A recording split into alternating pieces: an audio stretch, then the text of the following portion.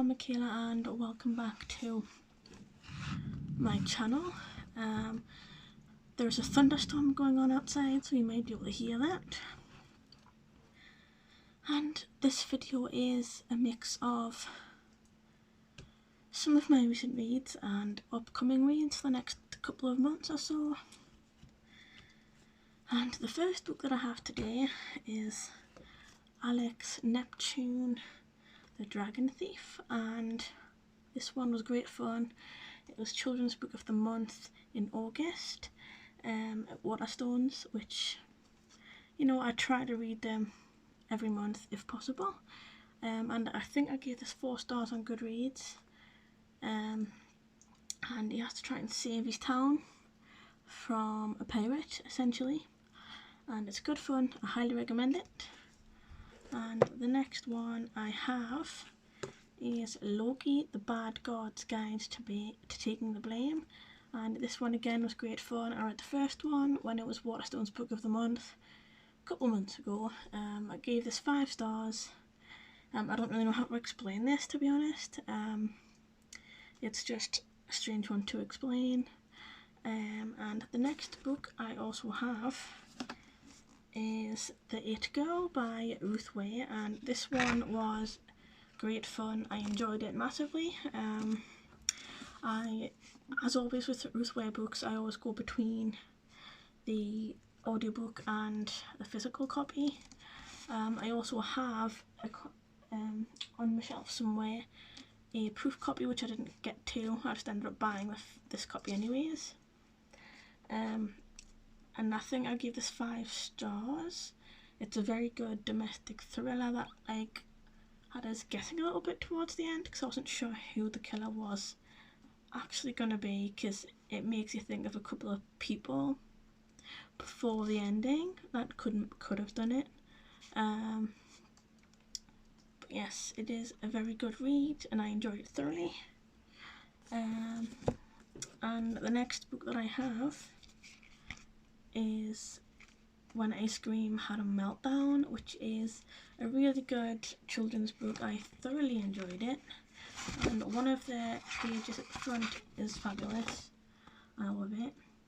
Great fun. I think I gave this 5 stars as well.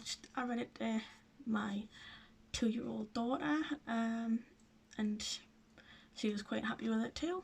There was a few other books that I did manage to read as well during the month of August. It was a very good reading month for me. I read 7 books, which is wild. I don't normally do that, and I don't have them all with me, so I'm not really going to go into them.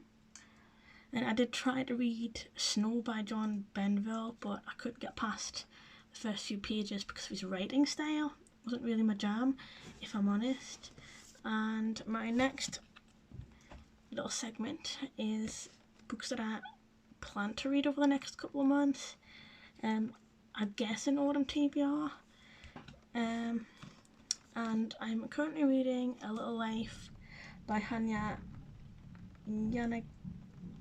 I'm not sure how to say that. You may be able to hear thunder right now. I'm currently up to page 93 in this, and so far it's a little slow, it's a little sluggish, but I have been told that the first 100 or 200 pages are like that and you'll get through the rest at a reasonable pace after that. And there's already some heartbreak with Jude. It's him that things centre around in the book. He's the one who has the trauma and the problems that makes everybody weep. And apparently it's one of those books that is very, very good and also heartbreaking, so it might ruin us by the end of it. So we'll see where that takes us. And after that, I do plan to read One Shot by Late Child, just to break up some of the emotional reading I have to read this month in September. So, and again, I don't know specifically the plot of this one book, but I know I'll enjoy it. I usually do with all Jack Reacher books, and I will have something to talk about with Johnny, one of my colleagues at work, who is obsessed with Lee Child and his Jack Reacher series. So it'll just be one more book that we can talk about, and after that is an emotional one.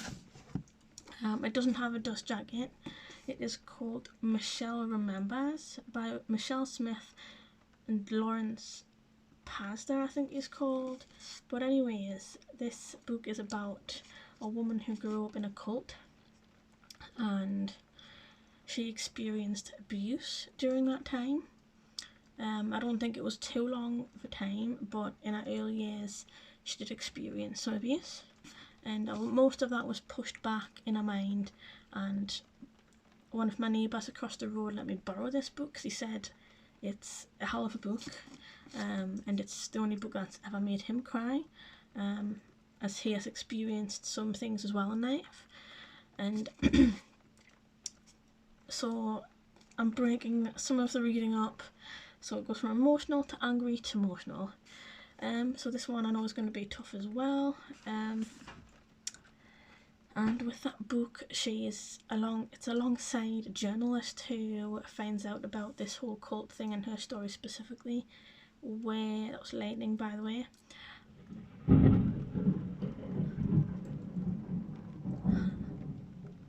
And he helps her to get through that, and in the process he is allowed to document her experience. And the next book I have is a James Patterson book, Maximum Ride, which Johnny at work, The Angel Experiment, Maximum Ride, and Johnny recommended this at work simply because it was one of his favourite things to read as a teenager, and it's like a mutant thing where teenagers are like, when they are conceived, they're like conceived in a way that the genetic makeup is it's like 98% human, 2% something else. And then these other teenagers are created to track them down and kill them. So kind of mutant thing, which sounds cool. And the next book that I have is A Fatal Crossing by Tom Hindle, which was one of the books of the month at Waterstones last month that I didn't get to. It has been read, as you know, the spine is very, very much cracked, from Helena at work, who managed to score a copy before I did off the staff shelf. But she left it behind first so I could pick it up and read it, which I am thankful for. I will absolutely do that, because it is apparently supposed to be like a soft murder, like Agatha Christie / Poirot kind of thing, so that should be cool. And I also have a copy of The Merciless Ones by Namina Fauna. I read the first one a while back. I think this was in my last wrap up as well. I haven't got to it yet, but I'm hoping to. But anyways, I don't even know how to describe this because I've read the first one already. I'd spoil it otherwise. And anyways, thanks for watching. I hope you've enjoyed the video, and I will update with another video soon enough, and see you soon.